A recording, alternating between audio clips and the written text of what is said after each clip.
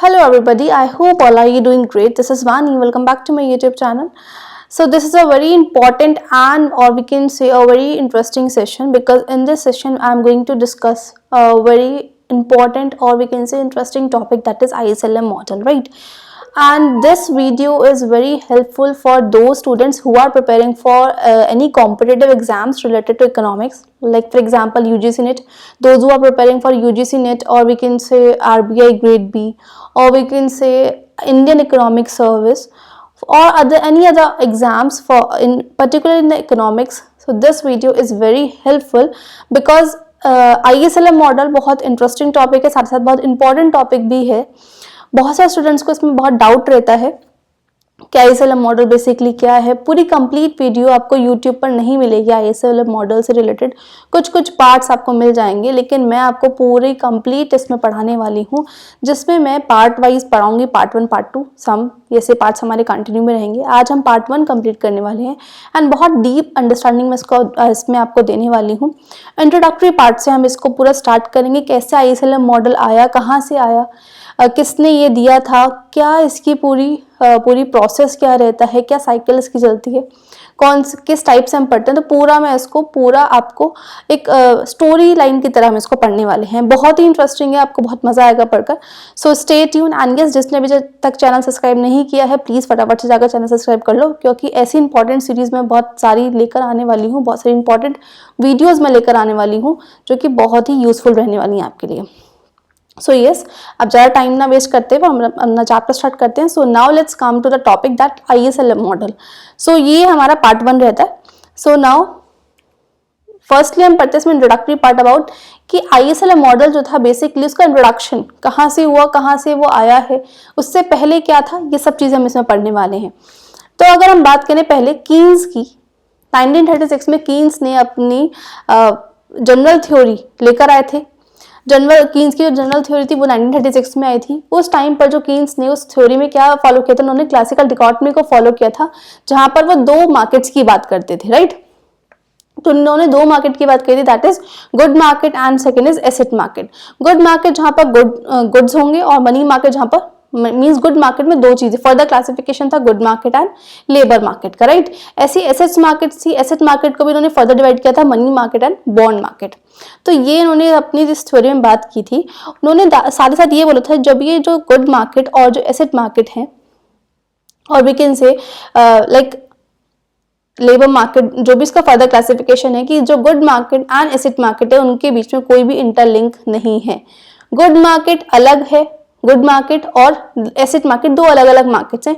ये अपना अलग डिमांड एंड सप्लाई के अकॉर्डिंग, गुड मार्केट में अपना डिमांड एंड सप्लाई होता है गुड के, इसके अकॉर्डिंगली इक्विलिब्रियम रेट डिसाइड होता है, राइट. ऐसी एसेट मार्केट एक अलग मार्केट है जहां पर डिमांड एंड सप्लाई डिसाइड होकर इक्विलिब्रियम रेट डिसाइड होता है.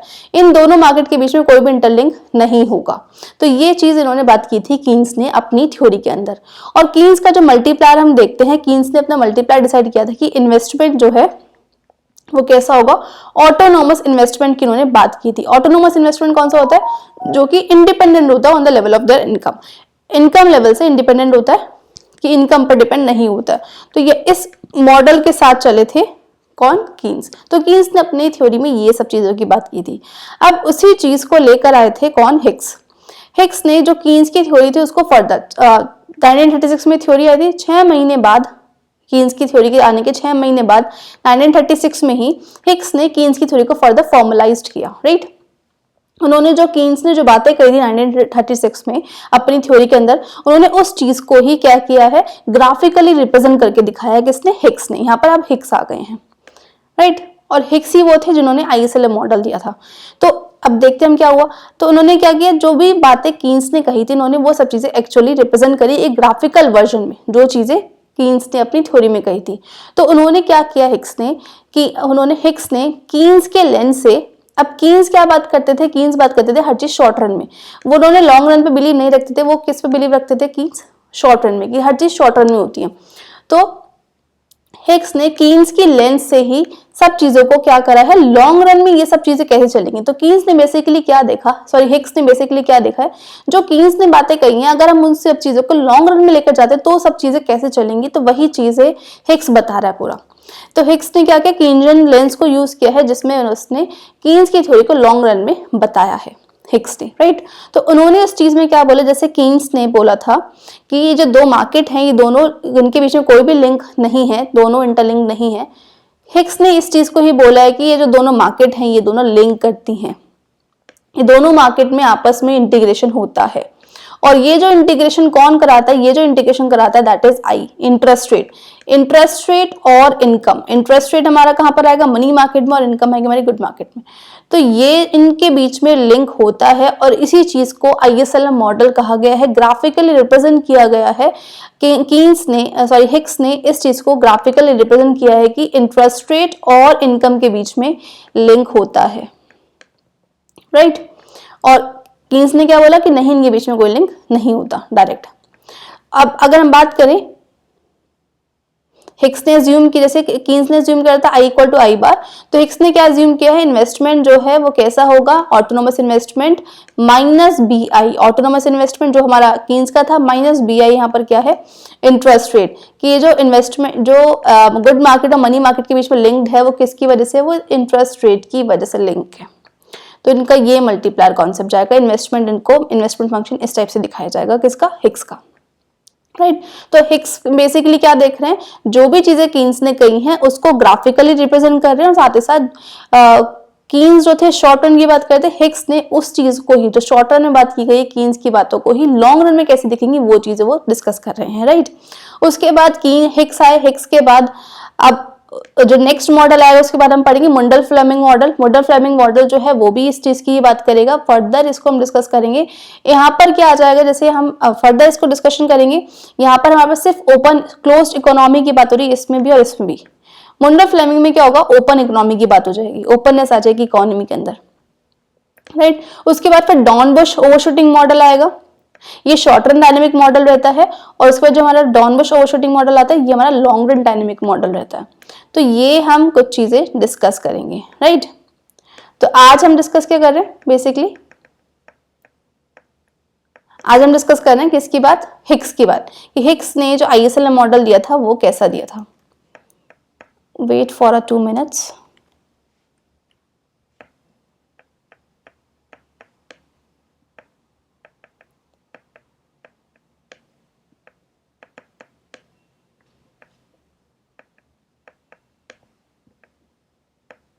सो अगर हम बात करें लिंक की, इन दोनों के बीच में लिंक कैसे बैठ रहा है, कि गुड मार्केट और मनी मार्केट के बीच में कैसे लिंक होंगे, कैसे इंटरेस्ट रेट और इनकम लिंक्ड करेंगे। तो अगर हम बात करें नॉर्मल से सिनेरियो में ले लेते हैं गुड मार्केट। गुड मार्केट में कौन होता है, प्रोड्यूसर्स होते हैं। अब प्रोड्यूसर्स जो है वो लोन लेंगे, कहाँ से, बैंक से प्रोडक्शन करने के लिए। अब जब लोन लेंगे तो वहां पे क्या, इंटरेस्ट रेट पर लेंगे। अब वो लोन क्यों ले रहे हैं, गुड्स को प्रोड्यूस करेंगे। अब वो प्रोडक्शन क्यों कर रहे हैं, क्योंकि डिमांड को फुलफिल करना है। अब जो वो डिमांड है वो क्यों बढ़ रही है, क्योंकि इनकम इंक्रीज हो रही है, राइट। तो इस तरीके से हमने देखा कि कैसे एक इंटरेस्ट रेट और इनकम जो है गुड मार्केट और मनी मार्केट कैसे आपस में इंटर रिलेट करती है, इंटरलिंक करती है। तो ये पूरा प्रोसेस चलता है कि इस तरीके से हमें पता चला है कि इंटरेस्ट रेट और इनकम आपस में क्या है, इंटरलिंक्ड है। जो कौन बता रहा है ये चीज, ये बता रहा है हिक्स। लेकिन कीन्स ने क्या बोला था, ऐसा कुछ इंटरलिंकिंग नहीं है, दोनों का अपना अपना अलग अलग मार्केट है, दोनों अलग अलग अपना इक्विलिब्रियम रेट डिसाइड करेंगी। तो ये पूरा ओवरव्यू था ISLM का कि चीजें हैं कहाँ से स्टार्ट। तो ये आपको अंडरस्टैंडिंग इतनी ब्रीफ में कोई डीप में कोई नहीं देने वाला है कि कहाँ से चीजें स्टार्ट हुई हैं। कीन्स के बाद हिक्स है, हिक्स के बाद हम फर्दर ये चीजें पढ़ेंगे। तो this is a very interesting topic, right. So now let's come to the next point, that ISLM model basically है क्या। तो अगर हम बात करें IS कर्व की, तो इस पर्टिकुलर लेक्चर में हम IS कर्व की ही बात करेंगे। पहले मैं पूरा IS कर्व जो है वो पूरा डिस्कस करूंगी, पार्ट 1, पार्ट 2 एंड हो सकता है पार्ट 2 तक हमारा IS कर्व डिस्कस होगा, जिसमें मैं फर्दर आपको डेरिवेशंस बताऊंगी, न्यूमेरिकल डेरिवेशन कैसे होगी, कैसे डिराइव हुआ है, ग्राफिकल डेरिवेशन क्या है, उसके फर्दर न्यूमेरिकल्स भी हम करेंगे। तो 2 पार्ट्स हमारे IS कर्व के रहेंगे, उसके बाद में LM कर्व डिस्कस करूंगी, right. So basically IS curve की हम बात करें तो IS कर्व क्या है, locus of equilibrium point of good market. तो IS कर्व हमें क्या बताता है, गुड मार्केट के जितने भी इक्विलिब्रियम पॉइंट है। अब गुड मार्केट कैसे होगी, demand for good and supply of good, जहां पर ये दोनों इंटरसेक्ट होंगे वो हमारा इक्विलिब्रियम पॉइंट आएगा। अब एक ऐसी मार्केट, अब जितने भी इक्विलिब्रियम पॉइंट, इन इक्विलिब्रियम को पॉइंट को मिलाकर इससे जो एक लोकस बनकर आएगा, इन इक्विलिब्रियम को मिलाकर जो एक लोकस बनकर आएगा वो हमारा क्या होगा, पूरा IS कर्व होगा। सारे इक्विलिब्रियम पॉइंट्स को यहाँ पर ये सारे इक्विलिब्रियम पॉइंट्स है, इन सारे इक्विलिब्रियम के पॉइंट के लोकस को हम क्या बोलेंगे, IS कर्व बोलेंगे, राइट। ऐसे LM कर्व क्या है, LM कर्व क्या है, locus of all equilibrium point in the money market. Money market में जितने भी इक्विलिब्रियम पॉइंट होंगे, उस इक्विलिब्रियम पॉइंट के लोकस से मिलकर क्या बनेगा, एक हमारा LM कर्व बनकर आएगा। तो इक्विलिब्रियम पॉइंट हमने यहाँ पर ऐसे पॉइंट कर रखा, ये फर्स्ट इक्विलिब्रियम है, सेकंड इक्विलिब्रियम पॉइंट, इन सारे इक्विलिब्रियम पॉइंट से हमारे पास क्या निकल कर आएगा, एक LM कर्व निकल कर आएगा। IS कर्व हमारा डाउनवर्ड स्लोपिंग होता है, नेगेटिव रिलेशन होता है between what, income and interest rate. IS curve हमें बेसिकली क्या बताता है, इनकम और इंटरेस्ट रेट के बीच में रिलेशनशिप। तो यहाँ पर IS कर्व हमारा नेगेटिव रिलेशनशिप दिखाता है। अब ये नेगेटिव रिलेशन डाउनवर्ड स्लोपिंग क्यों होता है, ये भी हम फर्दर प्रूफ में देखेंगे, जो हम न्यूमेरिकल डेरिवेशन का करेंगे, राइट, जो डेरिवेशन होगा उसमें। तो बेसिकली अभी आपको याद रखना है कि IS कर्व जो है कैसा रिलेशन दिखाता है, नेगेटिव रिलेशन दिखाता है, राइट। तो अगर हम बात करें जॉन हिक्स, जो कि फर्स्ट इकोनॉमिस्ट थे, जिन्होंने ISLM मॉडल लेकर आए थे, कब, 1936 में ये मॉडल लेकर आए थे। उसके कुछ महीने बाद ये जो उनका ISLM मॉडल आया था वो कब आया था, 6 महीने बाद आया था। जर्नल थ्योरी ऑफ एम्प्लॉयमेंट जो कीन्स लेकर आए थे, उसके पब्लिश होने के 6 महीने बाद हिक्स अपना ISLM मॉडल लेकर आए थे। हिक्स ने इसी चीज को ISLM जो भी कीन्स की थ्योरी थी, उस चीज को उन्होंने क्या किया था, ग्राफिकली रिप्रेजेंट करके दिखाया है, जिसको क्या कहा गया था, ISLM मॉडल कहा गया था, राइट। तो ISLM मॉडल जो है ये एनालाइज करता है determination of level of short run real GDP similar to the aggregate model. जैसे हम कीन्स के मॉडल में क्या हम देखते हैं, क्या डिटरमाइन करते हैं, short run aggregate real GDP हम मेजर करते हैं। एग्रीगेट मॉडल में जो कीन्स का AD मॉडल है, इसमें हम क्या डिटरमाइन करते हैं, GDP को डिटरमाइन करते हैं। तो इस तरीके से ISLM मॉडल में भी हम क्या करेंगे, शॉर्ट रन रियल GDP को डिटरमाइन करेंगे। दूसरा, जैसे हमारे पास AD मॉडल में प्राइजेस फिक्स रहते थे, कीन्स के मॉडल में प्राइजेस फिक्स्ड हैं, ISLM मॉडल में भी प्राइजेस को हम फिक्स लेकर चलेंगे। प्राइजेस और वेजेस दोनों ही फिक्स्ड होंगे, उनका हम इफेक्ट नहीं देखेंगे इकोनॉमी के ऊपर, मार्केट के ऊपर। यहाँ पर एग्रीगेट डिमांड मॉडल में, ISLM मॉडल में क्या होता है, अब यहाँ पर ये पॉइंट आता है, जैसे ISLM मॉडल में या फिर हम बोल सकते हैं एग्रीगेट डिमांड के मॉडल में जो इंटरेस्ट रेट है, क्योंकि हमने देखा है यहाँ पे इंटरेस्ट रेट जो है ये अलग से डिसाइड होता है, यहाँ पे कोई लिंकिंग नहीं होती है, किसमें, कीन्स के मॉडल में। तो इसने क्या बोला था कीन्स ने कि जो इंटरेस्ट रेट है वो क्या होगा, एक्सोजेनसली वेरिएबल, एक्सोजेनस वेरिएबल होगा, वो आउटसाइड द मॉडल है, वो बाहर से डिसाइड होगा, with in the model decide नहीं होगा। तो कीन्स मॉडल में क्या बात की गई है, एग्रीगेट डिमांड के मॉडल में कि जो इंटरेस्ट रेट है वो एक्सोजेनस वेरिएबल है, वेयर एज जो ISLM मॉडल है वहां पर इंटरेस्ट रेट को क्या ट्रीट किया गया, एंडोजेनस वेरिएबल ट्रीट किया गया। कि जो ISLM मॉडल में जो इंटरेस्ट रेट होगा वो विद इन द मॉडल क्या होगा, डिटरमाइन किया जाएगा। क्योंकि हम यहाँ पर क्या देख रहे हैं, इंटरेस्ट रेट को कैसे हम देख रहे हैं, मॉडल के अंदर ही डिटरमाइन करके देख रहे हैं, आउटसाइड की हमें बात नहीं की गई, किसमें, ISLM में। लेकिन एग्रीगेट डिमांड मॉडल में क्या की गई है, AD मॉडल में और we can say Keynes model में इंटरेस्ट रेट बाहर से डिसाइड होता है, राइट।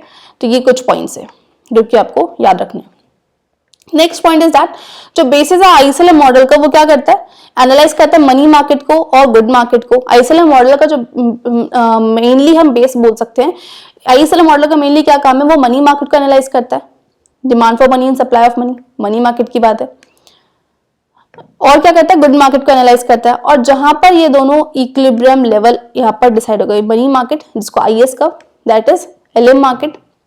तो ये दोनों डिटरमाइन क्या करते हैं, equilibrium level of interest rate को डिटरमाइन करते हैं और आउटपुट को डिटरमाइन करते हैं इकोनॉमी के अंदर। जहां पर ये IS कर्व और LM कर्व इंटरसेक्ट करेंगे, उस लेवल पर हमारा इंटरेस्ट रेट डिसाइड होगा और equilibrium level of what, income या फिर आउटपुट डिसाइड होगा, राइट। अब यहाँ पर बात की गई जो 3 एक्सोजेनस वेरिएबल है ISLM मॉडल में, that is liquidity, investment and consumption. ISLM model में ये तीनों ही जो वेरिएबल्स होंगे कैसे होंगे, एक्सोजेनस होंगे, ये आउटसाइड द मॉडल है, बाहर से डिसाइड होंगे, विद इन द मॉडल नहीं है। विद इन द मॉडल सिर्फ हमारे पास क्या रहता है, इंटरेस्ट रेट ही रहता है और सब चीजें ये एक्सोजेनस है, आउटसाइड द मॉडल डिटरमाइन की जाती है। तो इस थ्योरी के अकॉर्डिंग, आईएसएलएम की थ्योरी के अकॉर्डिंग लिक्विडिटी कैसे डिटरमाइन होती है, पहले size and the velocity of money supply. Liquidity कैसे डिसाइड होगी, सेंट्रल बैंक जो हमारा आरबीआई है वो कितनी मनी सप्लाई कर रहे हैं, कितनी वेलोसिटी है मनी सप्लाई की, उससे डिटरमाइन क्या होती है, लिक्विडिटी। तो आउटसाइड द मॉडल हुआ ये। और जो लेवल ऑफ इन्वेस्टमेंट और लेवल ऑफ द कंजप्शन ये कौन डिटरमाइन करता है, by the marginal decisions of individual agents. Investment कितना होगा ये marginal efficiency of capital formation पे डिटरमाइन है, मार्जिनल एफिशिएंसी ऑफ इन्वेस्टमेंट पे डिटरमाइन है, इंडिविजुअल एजेंट डिसाइड करेंगे। कंजप्शन कितना होगा ये marginal propensity to consume determine करेगा, ये भी आउटसाइड द मॉडल है। तो ये तीनों ही चीजें एक्सोजेनस वेरिएबल है, विद इन द मॉडल नहीं है, आउटसाइड द मॉडल ये चीजें डिसाइड होती हैं, राइट। तो ये कुछ ब्रीफ इंट्रोडक्टरी पार्ट था अबाउट द आईएसएलएम मॉडल, क्या क्या चीजें कैसे कैसे रहती हैं। अगर हम बात करें आईएस कर्व की, हम इसमें बात करें तो आईएस कर्व हमारा कैसा होता है, डाउनवर्ड स्लोपिंग होता है। डाउनवर्ड स्लोपिंग दिखाता है जो कि नेगेटिव रिलेशनशिप दिखाता है किसके बीच में, इनकम और रेट ऑफ इंटरेस्ट के बीच में। जैसे से आपकी इनकम, सपोज इंटरेस्ट रेट 5% है तो इनकम हमारी बाय 1 है। अब इंटरेस्ट रेट कम हुआ तो इनकम फर्दर इंक्रीज हो रही है। तो ये क्या दिखा रहा है, नेगेटिव रिलेशनशिप दिखा रहा है किसके बीच में, इंटरेस्ट रेट और इनकम के बीच में। सो आई होप आपको ये सब चीजें बहुत अच्छे से समझ आ रही होगी। So now let's come to the next point, that is assumptions of ISLM model. अब आईएसएलएम मॉडल के assumptions क्या रहते हैं, तो ये दोनों का assumption की बात करें, आईएस की भी और एलएम की भी बेसिक। सो अगर हम बात करें आईएसएलएम की, तो आईएसएलएम में जो पहला function that is short run को हम यहाँ पर बात कर रहे हैं कि ये जो कैसा मॉडल है, शॉर्ट रन मॉडल हम देखकर चल रहे हैं कि शॉर्ट रन को हमने माना कि ये शॉर्ट रन है। प्राइजेस और वेजेस यहाँ पर कैसे होंगे, फिक्स्ड होंगे। दूसरी चीज जो मूवमेंट होगा आउटपुट का वो कैसे डिराइव होगा, मूवमेंट ऑफ एग्रीगेट डिमांड से, कि जब हमारा एग्रीगेट डिमांड बढ़ेगी तो फर्दर आउटपुट भी मींस प्रोडक्शन भी बढ़ेगी। तो जो आउटपुट का मूवमेंट है वो कैसे डिटरमाइन होगा, एग्रीगेट डिमांड, जितनी डिमांड उतना आउटपुट बढ़ रहा है। दूसरा आउटपुट जो होगा सप्लाई साइड पे वो कैसे दिखाया गया, इनफाइनाइटली इलास्टिक। सप्लाई साइड पे जो आउटपुट होगा वो इनफाइनाइटली इलास्टिक दिखाया गया, एएस जो है इलास्टिक है। This implies that AS flat है और ये इंश्योर कराता है कि प्राइजेस जो हैं वो कांस्टेंट है, मतलब प्राइजेस हमारे यहाँ पर कांस्टेंट है और AS जो हमारा कैसा है, पैरेलल टू एक्स एक्सिस। ये हमारा शॉर्ट रन हो गया, शॉर्ट रन की बात की गई है कीनजन मॉडल में, और AS हमारा इस टाइप से होता है जहां पर हम कंप्लीट कीनजन की बात कर रहे हैं, राइट।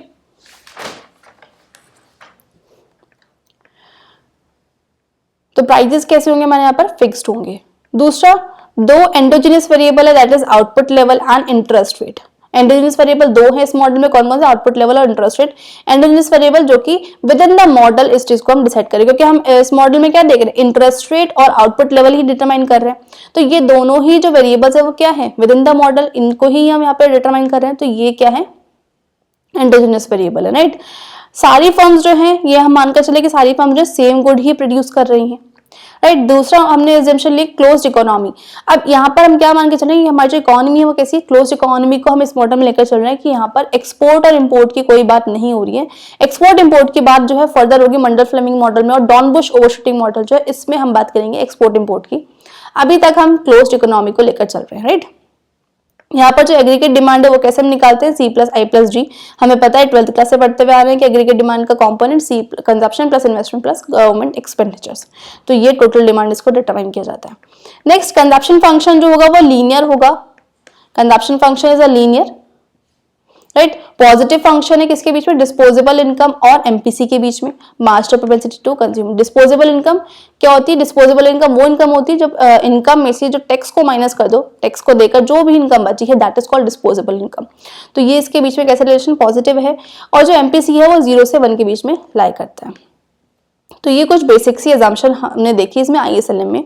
दूसरा, अगर हम कंजप्शन फंक्शन देखें तो वो कैसा होगा, C = C बार प्लस CYD। अब C बार प्लस CYD का मतलब क्या है, यहाँ पर ये जो CYD है दैट ये क्या है, C यहाँ पर MPC, और YD क्या है यहाँ पर, जैसे सपोज नॉर्मल हमारा फंक्शन क्या होता है, हमने 12th क्लास में पढ़ते थे, C = C bar plus BY। Right. तो बी वाई मतलब बी या फिर सी लिख दो, फिर बी लिख दो, दोनों चीज सेम है। तो सी क्या दिखा रहा है यहाँ पर एमपीसी, और वाई डी हम यहाँ पे क्या ले रहे हैं, डिस्पोजेबल इनकम। डिस्पोजेबल इनकम कौन सी इनकम है, जब टैक्सेस को हटाकर जो भी इनकम बच रही है, that is called disposable income, right. तो उसको मैंने फर्दर 2 सेकेंड, यहाँ पर इसको मैंने फर्दर एग्जैजरेट करके बताया हुआ है कि कैसे हमने इसको निकालेंगे। तो C equal to C bar plus C Y D हुआ था हमारा। अब C equal to C bar plus, अब वाई डी कैसे निकाल रहे हैं, इनकम में से जब हम टैक्सेस को माइनस करेंगे। जब हम इनकम में से टैक्सेस को माइनस करेंगे तो टैक्स भी हमारे यहाँ पर 2 टाइप के होते हैं। एक होता है हमारा प्रोपोर्शनेट टैक्स, एक होता है ये TA क्या है, ऑटोनोमस टैक्स, जो कि इंडिपेंडेंट है to the level of their income. Level income कितनी भी हो डिपेंड नहीं करता है, और टैक्स ऑटोनोमस है। और एक होता है TY, that is proportionate tax, कि इनकम के बेसिस पर हम कितना टैक्स देना है। तो यहाँ पे 2 टैक्स हम लेकर चल रहे हैं। बेसिकली TY को हम यहाँ पर इग्नोर करके चलते हैं, लेकिन मैं आपको दिखा रही हूँ। तो टैक्सेस यहाँ पे 2 टाइप के, दैट इज ऑटोनोमस टैक्स और प्रोपोर्शनेट टैक्स। इन दोनों को प्लस करेंगे और इनकम में से माइनस कर देंगे, तो हमारे पास ये क्या निकल जाएगा, पूरा disposable income, that is YD निकल कर आ जाएगा यहाँ से, राइट। और प्लस हम क्या करेंगे यहाँ पे सब्सिडीज हमारी जितनी भी सब्सिडीज मिली उनको प्लस करेंगे। तो अगर हम बात करूं YD हम कैसे निकालेंगे, तो इनकम में से हम क्या माइनस करेंगे, इनकम में से टैक्स को माइनस करेंगे। टैक्स भी यहाँ पे 2 टाइप के, एक होता है हमारा प्रोपोर्शनेट टैक्स, ऑटोनोमस टैक्स, और दूसरा है हमारे पास प्रोपोर्शनेट टैक्स। इन दोनों को प्लस करके, ये दोनों टैक्स को प्लस किया और इनकम में से माइनस करेंगे, और साथ ही साथ हम क्या करेंगे, प्लस करेंगे यहाँ पर सब्सिडीज। तो इस तरीके से हमारे पास डिस्पोजेबल इनकम निकल कर आएगी, जो मैंने इस पूरे फंक्शन में लिखी हुई है, राइट। अब अगर हम बात करें सी बार की, दैट इज ऑटोनोमस कंजप्शन। तो ऑटोनोमस कंजप्शन जो है किसका फंक्शन है, expected income, interest rate and wealth का फंक्शन होगा। ऑटोनोमस कंजप्शन इनका फंक्शन रहता है, राइट। अब हमने देखा कि एक ऑटोनोमस कंजप्शन क्या है, जो कि independent to the level of the income. Income कुछ भी हो, इनकम 0 है, कंजप्शन कुछ ना कुछ होगी, वो इसको हम क्या बोलते थे, ऑटोनोमस कंजप्शन, राइट, यही बोलते थे। अब इसका मतलब ये नहीं कि किसी का भी फंक्शन नहीं होगा ऑटोनोमस कंजप्शन। ऑटोनोमस कंजप्शन इन सब का फंक्शन हो सकता है। एक्सपेक्टेड इनकम कितनी है, इंटरेस्ट रेट और वेल्थ पर ये डिपेंड करेगा।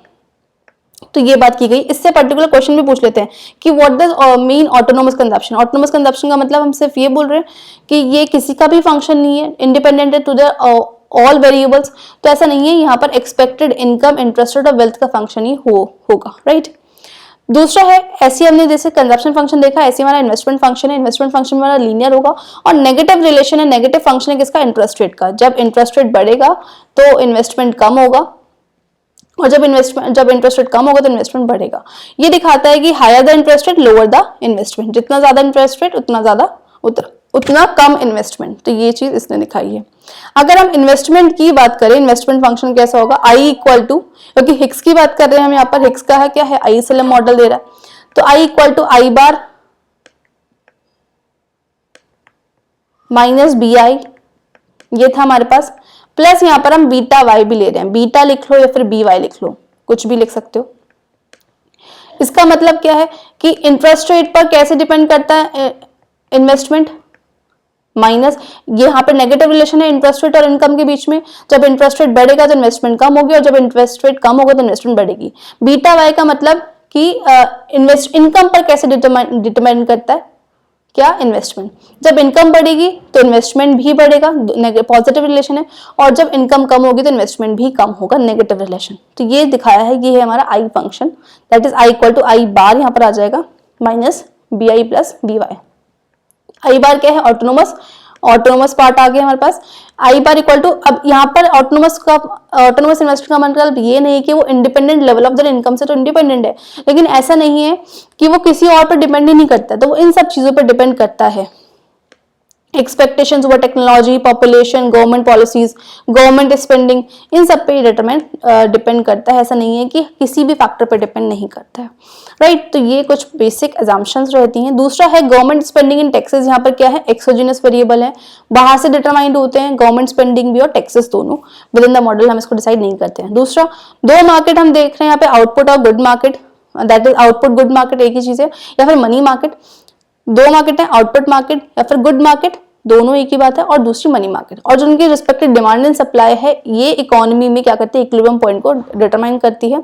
और ये मॉडल जो है डिटरमाइन करता है इक्विलिब्रियम लेवल ऑफ इनकम और इंटरेस्ट रेट को डिटरमाइन करता है। मतलब वही चीज कि डिमांड फॉर गुड मार्केट और we can say good market जहां पर IS और LM, मतलब गुड मार्केट और मनी मार्केट जहां पर इंटरसेक्ट करेंगी वहां पर हमारा इंटरेस्ट रेट और इनकम डिटरमाइन होता है। ये चीज बताई गई है इस लास्ट अजम्पशन में। तो ये पूरी अजम्पशन है हमारे ISLM मॉडल की। I hope you are all understanding well.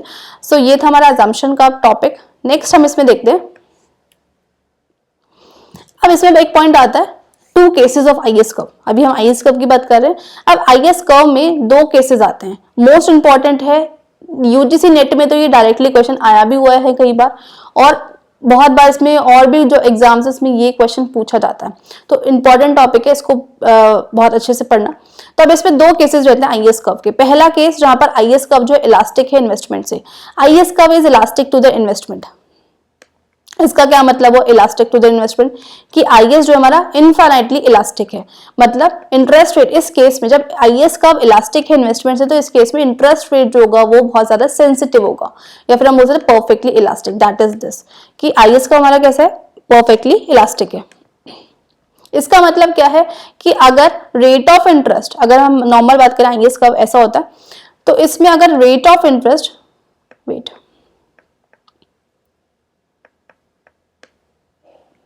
IS curve is elastic, तो ये हमारा IS कर्व है परफेक्टली इलास्टिक। ये कब होगा, जब इंटरेस्ट रेट बहुत ज्यादा सेंसिटिव होगा।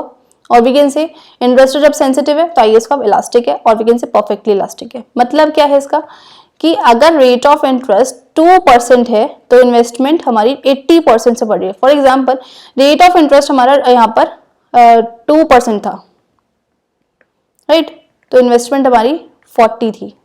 या फिर रेट ऑफ इंटरेस्ट 1% था तो इन्वेस्टमेंट हमारी 40 थी।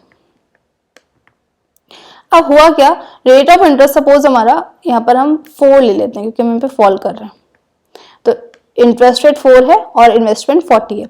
अब for example rate of interest जो है वो फॉल हुआ 2% से कम हो गया। अब 2% सपोज यहाँ पर है, तो इसके थोड़ा सा रेट ऑफ इंटरेस्ट से कम होने से इन्वेस्टमेंट जो ज्यादा से बढ़ रही है, इन्वेस्टमेंट 80% से बढ़ गई। ये वही वाला चीज है जैसे हम इलास्टिसिटी ऑफ डिमांड में बात करते थे 12th क्लास में। तो जैसे हमारा क्या हुआ, इंटरेस्ट रेट जब हमारे पास 4 थी तो इन्वेस्टमेंट 40 था। जैसे थोड़ा सा भी इन्वेस्टमेंट में इंटरेस्ट रेट में चेंज आया तो इन्वेस्टमेंट में ज्यादा रेट से चेंज आ रहा है, तो इसका बोल सकते हैं हम जो इंटरेस्ट रेट है वो बहुत ज्यादा सेंसिटिव है। थोड़े से इन्वेस्टमेंट से चेंज होने से, थोड़े से इंटरेस्ट रेट के चेंज होने से इन्वेस्टमेंट में ज्यादा चेंज आ रहा है। तो इस केस में IS कर्व जो हमारा कैसा होगा, फ्लैटर होगा। तो इस केस में IS कर्व कैसा होगा, फ्लैटर। तो कर्व की शेप कैसी होगी, फ्लैटर होगी। तो ऐसे आपसे क्वेश्चन पूछ लेते हैं, जब IS कर्व इलास्टिक होगा इन्वेस्टमेंट से, तो इस केस में IS हमारा किस शेप का होगा, राइट। तो ऐसे क्वेश्चन आता है इसमें से। दूसरा, IS curve is inelastic to investment. अब IS कर्व जो है इनइलास्टिक है इन्वेस्टमेंट से, परफेक्टली इनइलास्टिक, राइट। तो परफेक्टली इनइलास्टिक ऐसे दिखता है, हमारा शेप ऐसी होती है। तो इस केस में कैसा होगा, परफेक्टली इनइलास्टिक में यहाँ पर जो इंटरेस्ट रेट होगा वो लेस सेंसिटिव होगा। मींस इंटरेस्ट रेट के थोड़े से चेंज होने से इन्वेस्टमेंट पे ज्यादा चेंज, या फिर हम बोल सकते हैं इंटरेस्ट रेट के ज्यादा चेंज होने से इन्वेस्टमेंट में ज्यादा चेंज नहीं होगा। लेट फॉर एग्जाम्पल हमारे पास 4% इंटरेस्ट रेट था और इन्वेस्टमेंट हमारी कितनी थी, 40 थी, राइट। अब या फिर हम यहाँ पर इंटरेस्ट रेट जो 5% लेते हैं।